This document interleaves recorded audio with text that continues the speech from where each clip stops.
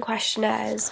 Looking at the bad questionnaire, there was quite a few flaws in it, but there were a few good things that was on it as well.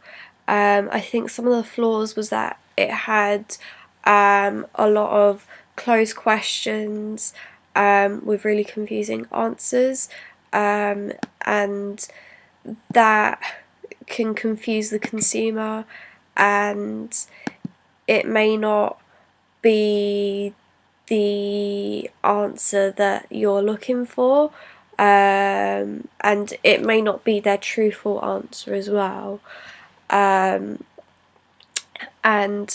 that's where sometimes people can get confused, and they might leave the questionnaire, and yeah, so it was also kind of subjective as well, and subjective means it was kind of adding opinion and influences, which is kind of not great for a questionnaire, as you want to be as neutral as possible so people give their most honest answer instead of the answer that you want, if that makes sense.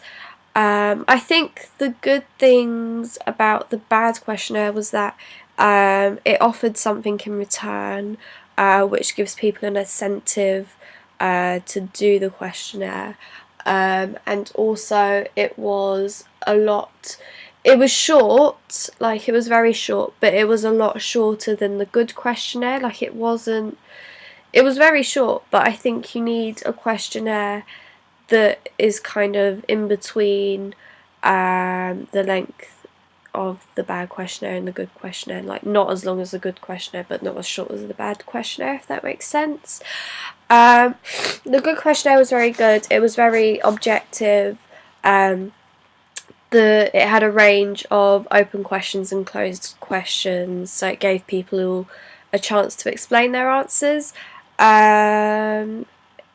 It also it was set out professionally as well. Like it was you could tell it was properly done on a graph sheet instead of just on Word document. Also, the language was very clear. It was very neutral, I felt. However, I did have a problem with the length.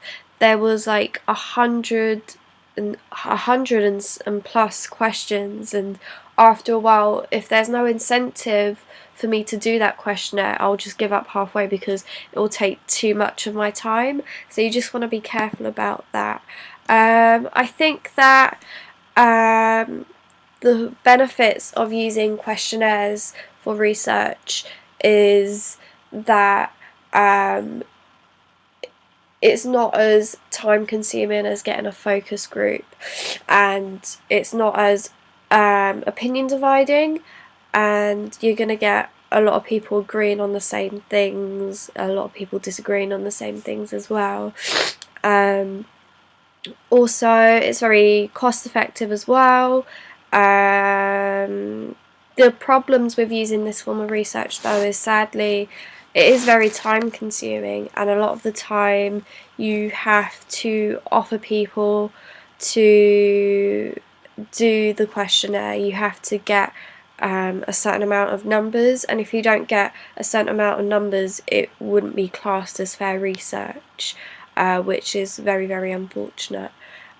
So yeah.